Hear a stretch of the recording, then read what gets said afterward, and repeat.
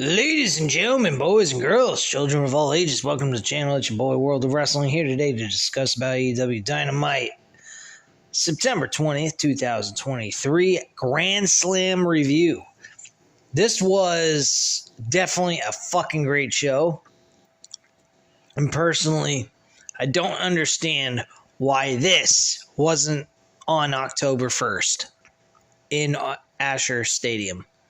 This was an excellent pay-per-view like quality show like no other, and it was only 2 hours. This is better than anything you're gonna watch on WrestleDream. I personally feel that way. I think outside of Bryan Danielson facing Zack Sabre Jr. is about the only thing worth watching on that card, and also the tag team titles being on the line with FTR and Aussie Open. That's about it.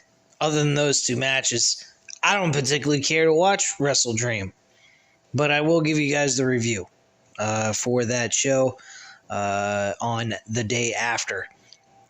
But anyway, this show was fucking excellent. There isn't a thing wrong with this show at all. There was 100% non-stop entertaining matches after match.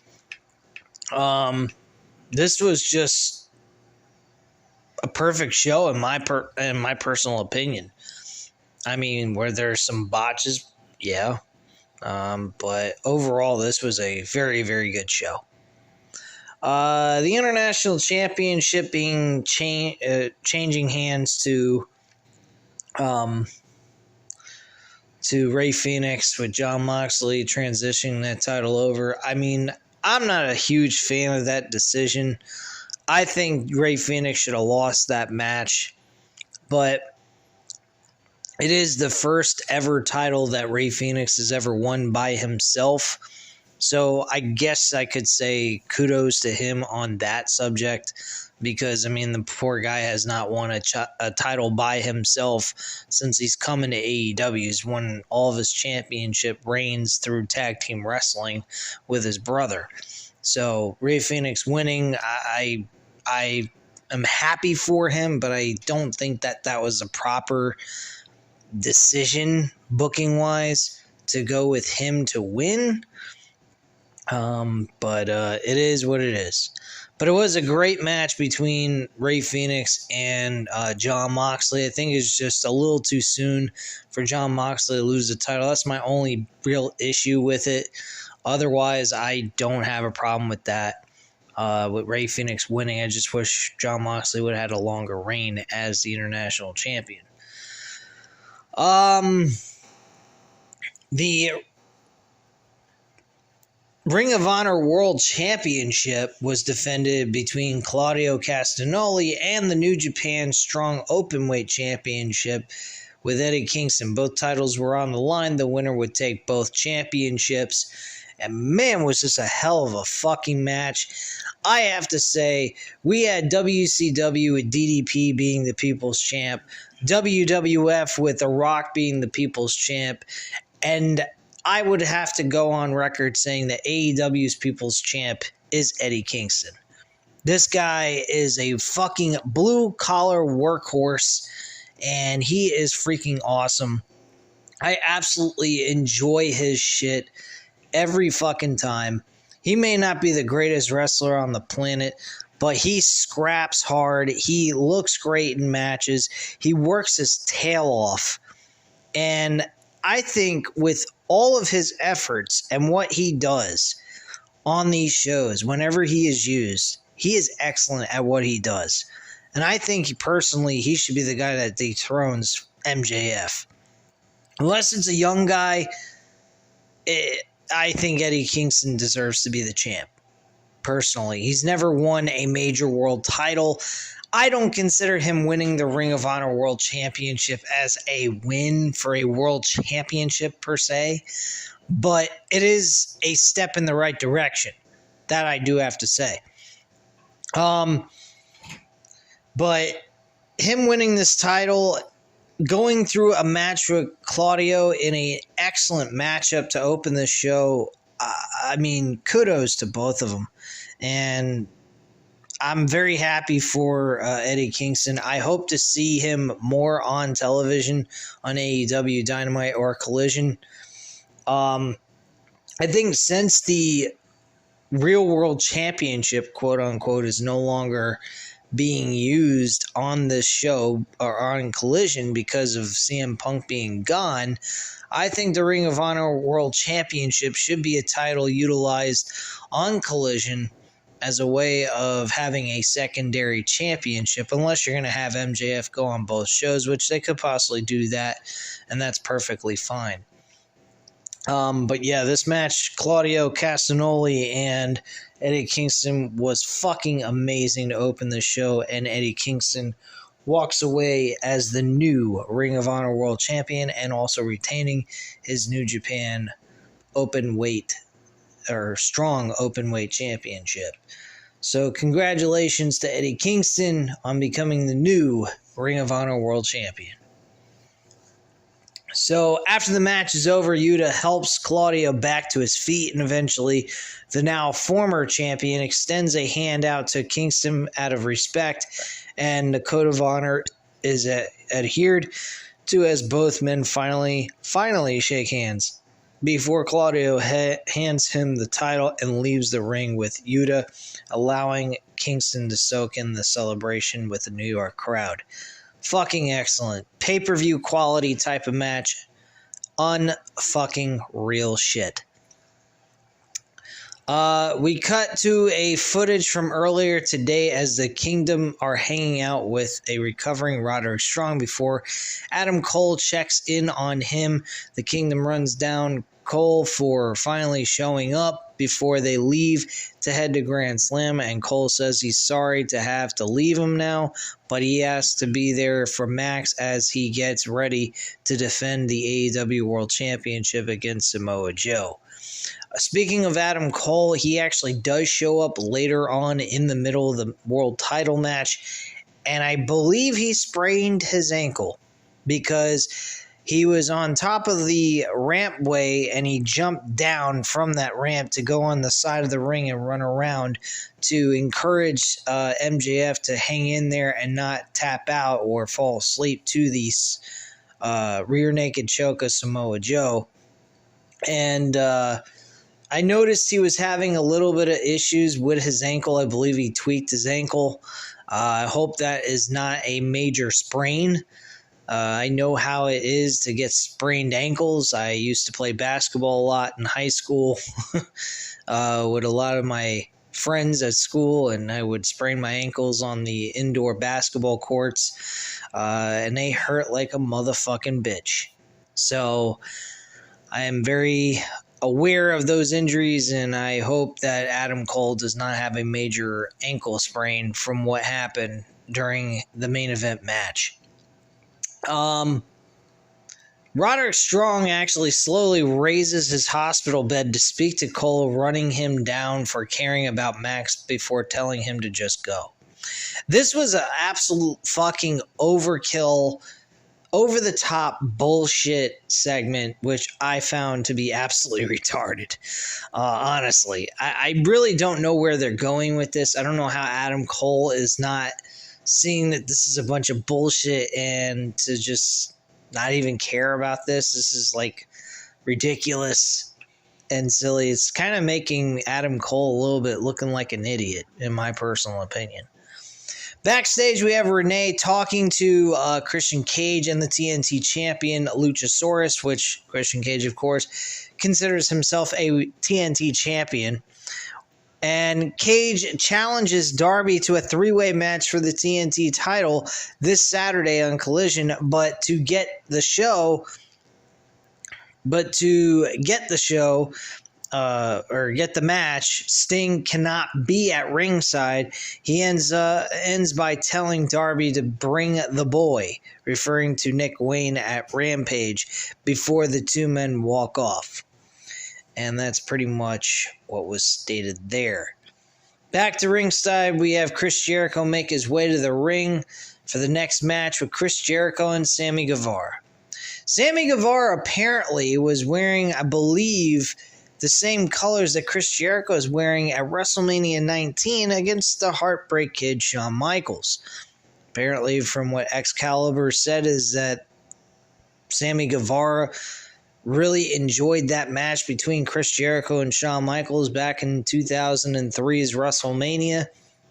So he wanted to pay tribute to Chris Jericho's ring attire colors by wearing that on his trunks. And Chris Jericho ends up winning this match in a very close matchup, by the way. But after the match is over, Chris Jericho gets low blow the exact same way as he did to Shawn Michaels. Exact imitation of the whole fucking thing. It looked exactly the same. Chris Jericho goes for a hug and then gets kicked in the balls by Sammy Guevara. Lo and behold, no surprise to anybody, Don Callis shows up and he goes ahead and pretty much takes him, puts his arm around his shoulder, and they walk off to the backstage. And Danny Garcia meets him there, and they kind of have a stare down, and that's pretty much what happens. Don Callis tells him, don't worry about it, and they walked off. During there was another segment with MJF. He calls out Samoa Joe for his beating, for what he's been up to, promising to choke Joe out, with the last thing he hears being MJF's name being chanted. Cole gets a call from Roderick Strong and presumably yelling at him to come back to the hospital, so Adam Cole had to rush back to the hospital for whatever insane reason. I have no idea. That sounds pretty fucking retarded to me, but hey, what it is what it is. Anyway, we have the AEW International Championship. John Moxley defends the title against Rey Fenix and ends up losing the title. John Moxley looked kind of hurt after the match was over. Medics come in to check on Moxley as Phoenix celebrates with the title before we cut to backstage, where Joe runs down MJF ahead of their AEW World Championship match. So we get an update with good news about Moxley stating he left under his own power before going to a hype backstage for Rampage. We also get a video package of new contenders to the Ring of Honor World Tag Team titles will be made this Friday on Rampage Grand Slam. Okay, great. Apparently, Ring of Honor cannot get their own momentum, so they're using that on AEW television. Makes a lot of sense, I guess. Especially when you don't have your own fucking station to show the damn Ring of Honor. Anyway, back at ringside, Toni Storm makes her way to the ring with her new portrait of a star entrance for our next match as she looks to win the AEW Women's Championship back from her former bestie, Saraya. So the Women's Championship match, I think it was a solid matchup. Probably one of the better matches from the women in a while. I have to say, from my own personal opinion, I think this was a good match. Saraya actually wins the match. One issue I do have with this match, though, there's a whole lot of cheating going on, and we don't know who the fucking babyface is and who's the heel in this match. So who do you root for? Do you even care? Or do you just enjoy them trying to screw the other over in the middle of the match? You tell me. I don't know. Personally, outside of the action in the ring, I was completely clueless on who the fuck is the good guy and who's the bad guy. Personally, I guess you could say they were both bad guys, fighting and cheating each other all the way to the end. And Saraya actually picks up the victory and gets the win. Several kickouts from each other's finishers, but Saraya still ends up retaining her title. Saraya celebrates with Soho on the ramp as we get a rundown on what's to come for Rampage and Grand Slam, Rampage and Collision. Then we get the main event, as I already mentioned. MJF ends up winning this matchup. I mean, by cheating, as usual, because he's our scumbag and he has to cheat to win. Anyway, so yes, MJF actually lives up to his promise by cheating and chokes out Samoa Joe with his wrist tape that he had wrapped around his arm. And he really is starting to remind me a lot of Eddie Guerrero with his lie, cheat, and steal gimmick. That's kind of what MJF is trying to portray here with this babyface run that we're seeing from him. I'm really enjoying it, actually. Gosh, I miss Eddie Guerrero. I mean, that guy was an amazing wrestler and a very good, entertaining wrestler at that.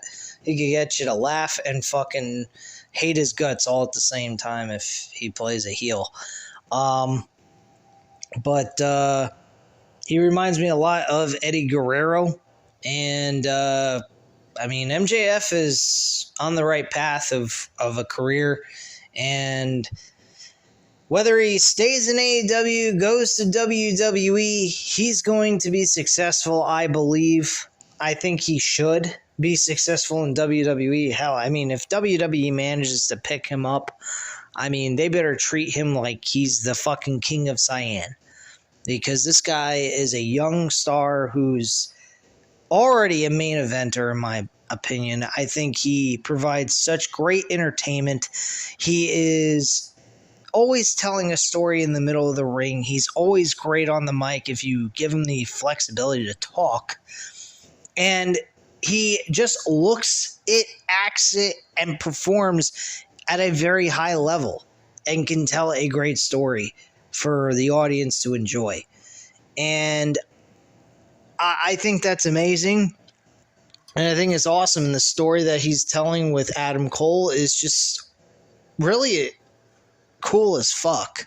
I enjoy the other little segments that they have and everything else in between. So personally, I want to see MJF stay champion, but I know eventually he's going to have to lose the title. And if there's anyone that's going to take the title from him, I think it should be Eddie Kingston. I truly believe that. Now, you could have babyface versus babyface in this situation. You could have MJF turn back to being a heel again. I mean, you have options here, but personally, I think Eddie Kingston is the best option to take the title from MJF because he's a workhorse. He's a blue-collar guy. He's a guy that people can relate to, and he is just a story like him defeating a young kid like MJF who's been doing a great job as world champion. I think is an absolute great idea. And it's something I think everybody would enjoy to see. It would be like Mick Foley winning the world championship from The Rock, personally, from back in January of 1999.